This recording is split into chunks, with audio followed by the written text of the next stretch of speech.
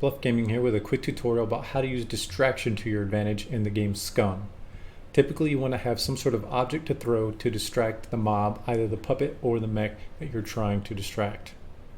You'll typically use rocks since they're plentiful and easy to find. As you can see, we have a puppet by the bush right over there, and what we'll do is we'll throw a rock near him and press enter for first person if we need more accuracy. After a few moments, the puppet will go to investigate the place where you threw the rock, and a nice thing about them investigating is that their heads will now be still instead of bobbing around when they're walking.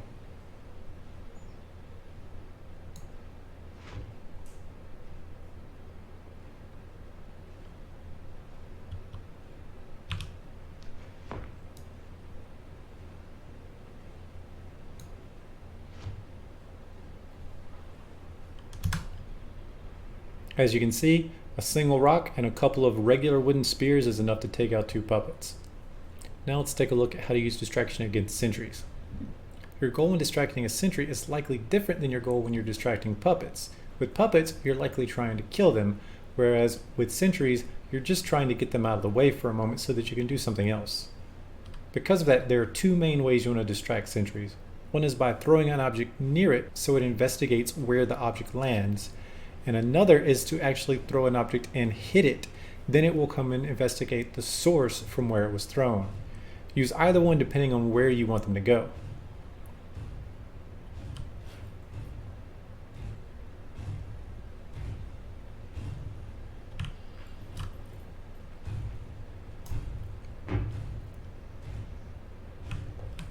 There we threw one near it, and you see it deviated from its normal path, and it's going to investigate the sound. This can be used to get to an area that normally the path of the sentry would make difficult or impossible. Sometimes you may not want the sentry to investigate a place far away, but rather to investigate the place where you are now. To do that, all you have to do is hit the sentry instead of just throw near it.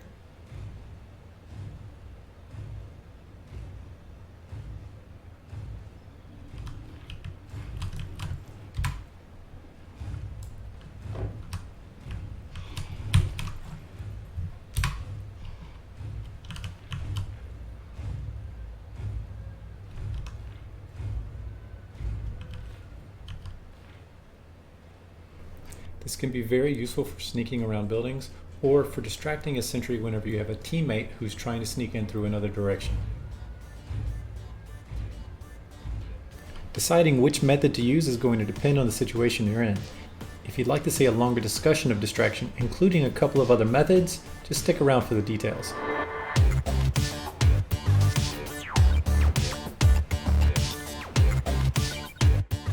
Thanks for sticking around. Now let's take a more detailed look at distraction to see how we can use the methods we discussed earlier, as well as a couple of other methods to our advantage. Now, as you can see, whenever there's a puppet just walking about on his own, his head kind of bobs around a bit. And if you want to get a one-shot kill with a wooden spear, you really need to get a headshot. So what we need to do is first distract the zombie and preferably get him in a position where he'll be easier to hit. We're just going to throw a rock, and we're going to throw it closer to us than the puppet is currently so that we can lower the range before we throw.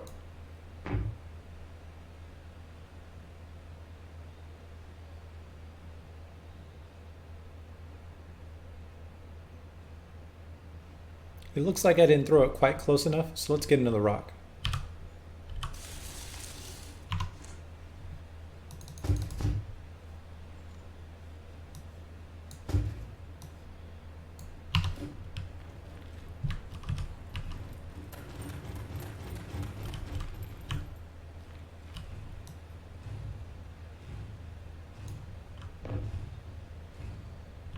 He heard it this time, and we'll see when he runs towards the rock, he'll stop once he gets to where it landed, and then his head stops bobbing around so much. That gives us a chance to get a nice headshot.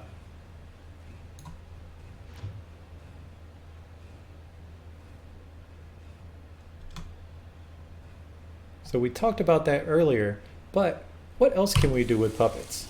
There are a couple of other distraction methods we can use with puppets. One method we may want to use against puppets is to flush them out when we aren't sure if they are nearby. For instance, here we can check and see that there aren't any puppets immediately nearby, but we know that once we go through this threshold, we're going to be in a wide open area and there will be nearby sentries, so we want to make sure that it's as clear as possible from puppets before we go through. So in this instance, what we can do is toss a rock along the area we plan on visiting and see if anybody comes to investigate.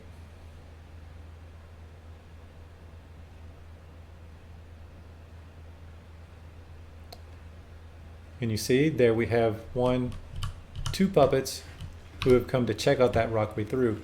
So now we have a better idea of what we're in for. Maybe we can make a plan to engage those puppets now, or perhaps maybe we need to use a different entrance or hug the left wall when we go through here. Finally, one other way that we can use distraction of puppets to our advantage is to use them to block sentries. This one's a lot harder to pull off and maybe not quite so useful, but it is a lot of fun. We just use distraction to put a puppet where a mech is going to be, and if you watch, it will get in the way of the mech and the mech cannot walk through it.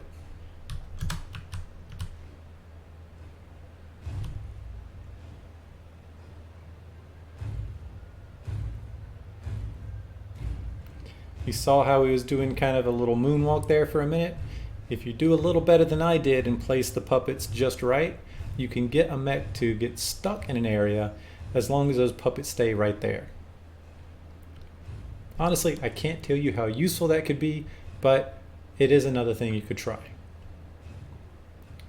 So far, between the beginning of this video where we distracted puppets and sentries, and then after the intro where we distracted puppets in a few different ways, we've only looked at rather silent ways of distracting mobs. We've been using rocks either to distract things away from us by throwing the rocks away, or in one case to bring something to where we are by hitting a mech directly with a rock. If you want to be more distracting and get a larger area of distraction, you need to be louder. If you fire a weapon, it always has the loudest noise at your location, so you're going to draw all the attention to where you are. It doesn't matter if you actually shoot a mech or not. If it's nearby, it's going to come investigate. So if you want to have a large distraction away from where you are, you're going to need to use something like a grenade. We've seen how rocks can distract one or two puppets, maybe distract a mech, but let's take a look at how a grenade is any different.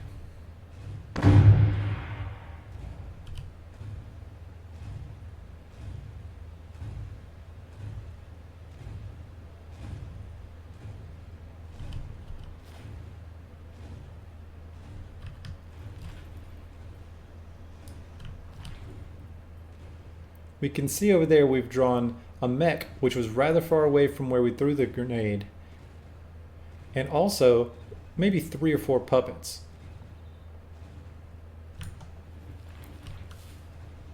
If you have a grenade to spare, it can make infiltrating an area like this a lot easier. The downfall, of course, is that it's extremely loud, so any players in the area are a lot more likely to hear you. And then finally, as you've probably already learned by playing SCUM, is anytime you use a firearm, a lot of different things in the area are going to hear it and come toward you. It doesn't matter if you're shooting at something or not, even if you just shoot nearby, you're likely going to be heard and draw a lot of attention to yourself.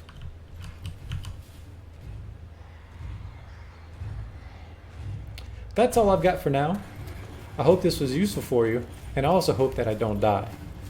If you found this content useful, please comment and let me know. Subscribe and like and wait for more to come around.